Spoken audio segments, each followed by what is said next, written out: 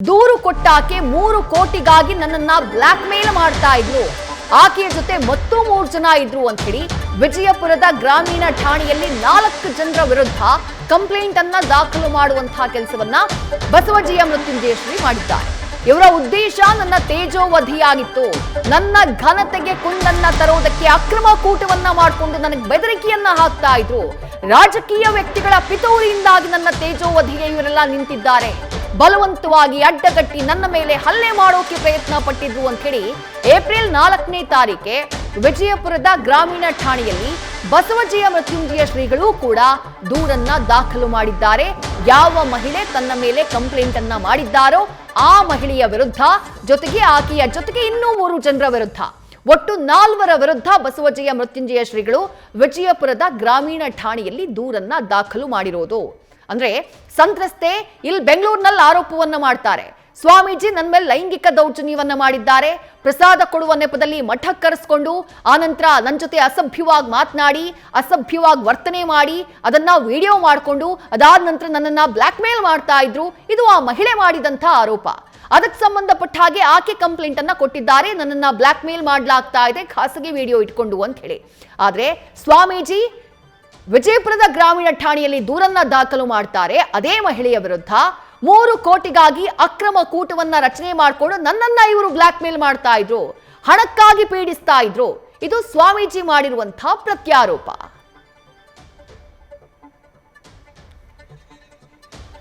ವಿಜಯಪುರದ ಗ್ರಾಮೀಣ ಠಾಣೆಗೆ ಬಸವಜಿಯ ಮೃತ್ಯುಂಜಯ ಶ್ರೀಗಳು ಹೋಗಿ ದೂರನ್ನ ದಾಖಲು ಮಾಡಿದ್ದು ಏಪ್ರಿಲ್ 4ನೇ ತಾರೀಕು.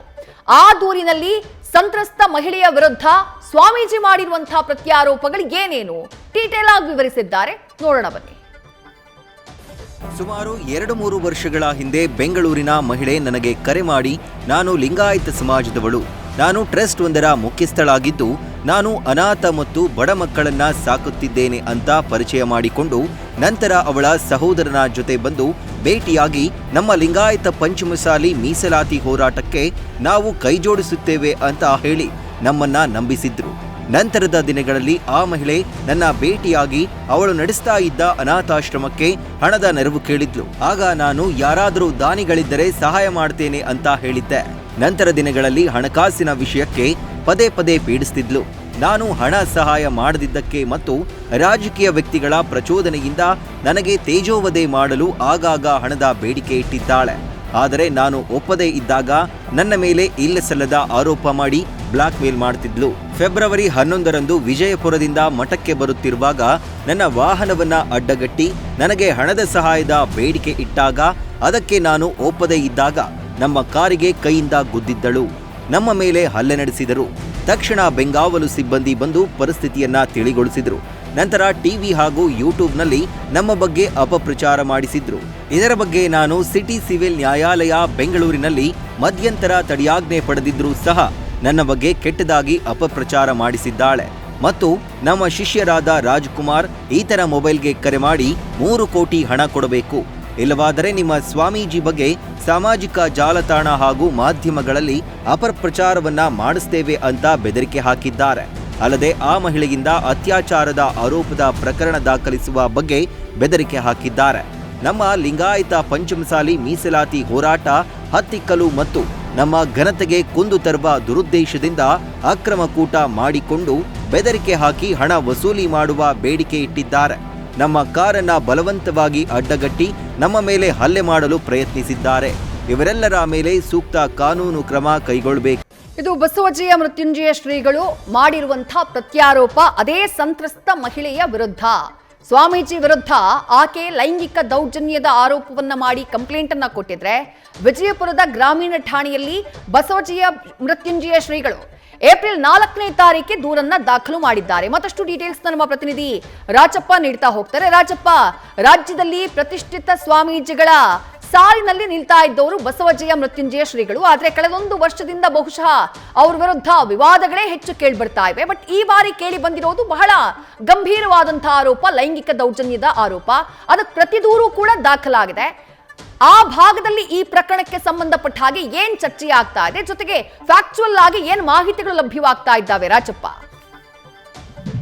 ವಿಜಯಶ್ರೀ ಪ್ರಮುಖವಾಗಿ ವಿಜಯಪುರ ಜಿಲ್ಲೆಯಲ್ಲಿ ಕಳೆದ ಫೆಬ್ರವರಿ 11ರಂದು ಏನೋ ಕಗ್ಗೋಡು ಬೆಳಿ ಒಂದು ಘಟನೆ ನಡೆಯುತ್ತೆ. ಆ ಘಟನೆ ನಡೆದ ಸಂದರ್ಭದಲ್ಲಿ ಸಾಕಷ್ಟು ರೀತಿ ಚರ್ಚೆ ಕೂಡ ಆಗಿಂದಲೇ ಕೂಡ ಆರಂಭವಾಗಿದ್ದು, ಪ್ರಮುಖವಾಗಿ ಏನಂದ್ರೆ ಪಂಚಮಸಾಲಿ 2A ಮೀಸಲಾತಿಗೆ ಹೋರಾಟ ಮಾಡ್ತಕ್ಕಂಥ ಮುಂಚೂಣಿ ಸ್ವಾಮೀಜಿ ವಿರುದ್ಧ ಒಂದು ಗಂಭೀರ ಆರೋಪ ಕೇಳಿ ಬರ್ತಾ ಇದೆ. ಜೊತೆಗೆ ಈ ಸಂಬಂಧಪಟ್ಟಂತೆ ಸಾಕಷ್ಟು ವಿಡಿಯೋಗಳು ಇದೆ ಅನ್ನುವಂತ ಚರ್ಚೆ ಕೂಡ ಆರಂಭದಲ್ಲಿ ಇತ್ತು. ಆದ್ರೆ ಈಗ ಈ ಒಂದು ಪ್ರಕರಣ ಸಾಕಷ್ಟು ರೀತಿಯಲ್ಲಿ ತಿರುವು ಪಡೆದುಕೊಂಡು ಈಗ ಸದ್ಯ ಏನಂದ್ರೆ ಸ್ವತಃ ಏನಂದ್ರೆ ಈ ಒಂದು ವಿಚಾರ ಚರ್ಚೆಗೆ ಬಂದ ಸಂದರ್ಭದಲ್ಲಿ ಏನು ಮಾರ್ಚ್ 6ನೇ ತಾರೀಕು ಸ್ವಾಮೀಜಿ ಸ್ವತಃ ಬೆಂಗಳೂರಿನ ಸಿಟಿ ಕೋರ್ಟ್ ನಲ್ಲಿ ಒಂದು ಮಧ್ಯಂತರ ಒಂದು ತಡೆಯಾಜ್ಞೆಗೆ ಮುಂದಾಗಿರುವಂತಹ ಪ್ರಕರಣ ಕೂಡ ಒಂದು ನಡೀತದೆ. ಆಮೇಲೆ ಏನಂದ್ರೆ ಇದು ಸಾಕಷ್ಟು ರೀತಿಯಲ್ಲಿ ತಿರುವು ಪಡೆದುಕೊಂಡಂತೆ ಏನಂದ್ರೆ ಈಗಾಗಲೇ ಪಂಚಮಸಾಲಿ ಪೀಠದ ಏನು ಕೂಡಲ ಸಂಗಮದ ಶ್ರೀಗಳಿದ್ದಾರೆ ಅವರು ಏನು ಕಳೆದ 4ನೇ ತಾರೀಕಿನಂದು ಏಪ್ರಿಲ್ 4ನೇ ತಾರೀಕಿನಂದು ವಿಜಯಪುರ ಗ್ರಾಮೀಣ ಪೊಲೀಸ್ ಠಾಣೆಯಲ್ಲಿ ಕಗ್ಗೋಡದ ಬಳಿ ಆದಂತ ಘಟನೆಯನ್ನ ವಿವರಿಸಿ ಇದು ಯಾವ ರೀತಿಯಾಗಿ ಆ ಮಹಿಳೆ ಪರಿಚಯ ಆದ್ರೂ ಜೊತೆಗೆ ಅವರು ಏನೇನು ನನಗೆ ಹಣಕ್ಕೆ ಡಿಮಾಂಡ್ ಮಾಡಿದ್ರು ಅನ್ನುವಂತ ನಿಟ್ಟಿನಲ್ಲಿ ಒಂದು ದೂರನ್ನ ದಾಖಲಿಸ್ತಾರೆ. ದೂರು ದಾಖಲಾದ ನಂತರವೇ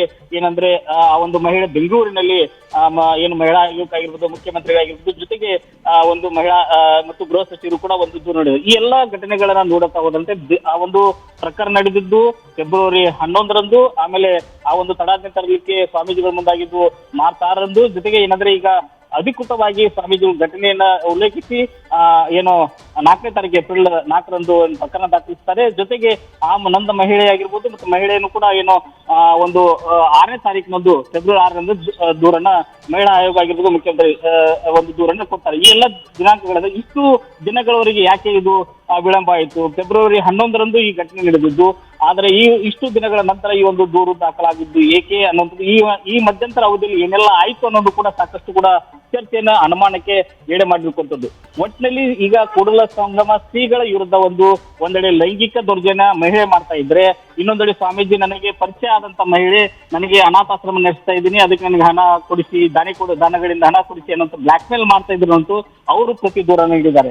ಈ ಒಂದು ಎಲ್ಲ ಒಂದು ಘಟನೆಯನ್ನ ಅಥವಾ ಒಂದು ಪ್ರಕರಣವನ್ನ ನೋಡ್ತಾ ಹೋದಂತೆ ಇದರ ಹಿನ್ನೆಲೆ ಏನಿದೆ, ಯಾಕೆ ಈ ರೀತಿ ಆಗ್ತಾ ಇದೆ ಅನ್ನುವಂಥದ್ದು ಕೂಡ ಸಾಕಷ್ಟು ರೀತಿಯಲ್ಲಿ ಭಕ್ತರಲ್ಲೂ ಕೂಡ ಒಂದು ಚರ್ಚೆ ಇರುವಂತದ್ದು, ಜೊತೆಗೆ ಜನಸಾಮಾನ್ಯರಲ್ಲೂ ಕೂಡ ಚರ್ಚೆ ಇರುವಂತದ್ದು.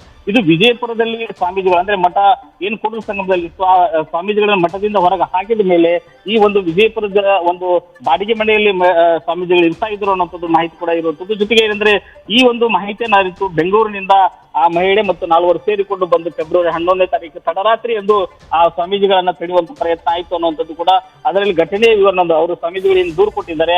ಆ ದೂರಿನಲ್ಲಿ ಸವಿಸ್ತಾರವಾಗಿ ವಿವರಿಸಿದ್ದಾರೆ. ಅವರು ಎಲ್ಲಿಯೂ ಕೂಡ ಈ ಒಂದು ದೌರ್ಜನ್ಯದ ಬಗ್ಗೆ, ಲೈಂಗಿಕ ದೌರ್ಜನ್ಯದ ಮಹಿಳೆ ಮಾಡ್ತಾ ಇದ್ರು ಅನ್ನೋಂಥದ್ದು ಎಲ್ಲಿಯೂ ಉಲ್ಲೇಖಿಸದೆ ಇದ್ರೂ ಸಹ ಆ ಒಂದು ಘಟನೆ ಆದಂತದ್ದನ್ನ ಅವರು ಎಲ್ಲ ವಿವರಿಸಿದ್ದಾರೆ. ಅಂದ್ರೆ ನನಗೆ ಹಣಕ್ಕಾಗಿ ಪೀಡಿಸಿದ್ರು, ಒಟ್ಟಿನಲ್ಲಿ ಹಣದ ಒಂದು 3 ಕೋಟಿಯ ಒಂದು ಅನ್ನ ಉಲ್ಲೇಖಿಸಿದೆ. ಆದ್ರೆ ಮಹಿಳೆ ನನಗೆ ಲೈಂಗಿಕ ದೌರ್ಜನ್ಯ ಕೊಡ್ತಾ ಇದ್ರು, ವಿಡಿಯೋವನ್ನು ಮಾಡಿಕೊಂಡಿದ್ರು, ಅದನ್ನ ಸಾಮಾಜಿಕ ತಾಣಗಳಲ್ಲಿ ಹೊರಬಿಡ್ತೀನಿ, ವಿಡಿಯೋ ಕಾಲಲ್ಲಿ ಬೆತ್ತಲಾಗಿ ವಿಡಿಯೋ ಕಾಲ್ ಮಾಡಿ ಅನ್ನುವಂತ ಈ ರೀತಿ ಒಂದು ಮಹಿಳಾ ದೂರ ನೀಡಿದ್ರು. ಈ ಪ್ರಕರಣವನ್ನು ಸರ್ಕಾರ ಯಾವ ರೀತಿಯಾಗಿ ಗಂಭೀರವಾಗಿ ಪರಿಗಣಿಸಿದ್ದಲ್ಲ, ಯಾವ ರೀತಿ ತನಿಖೆ ಮಾಡ್ತೇನೆ ಅನ್ನೋದು, ಪೊಲೀಸ್ ಯಾವ ರೀತಿ ತನಿಖೆ ಮಾಡ್ತಾರೆ ಕೂಡ ಈಗ ಸದ್ಯದ ಸ್ಥಿತಿಯಲ್ಲಿ ಇರುವಂತದ್ದು ಇದೆ.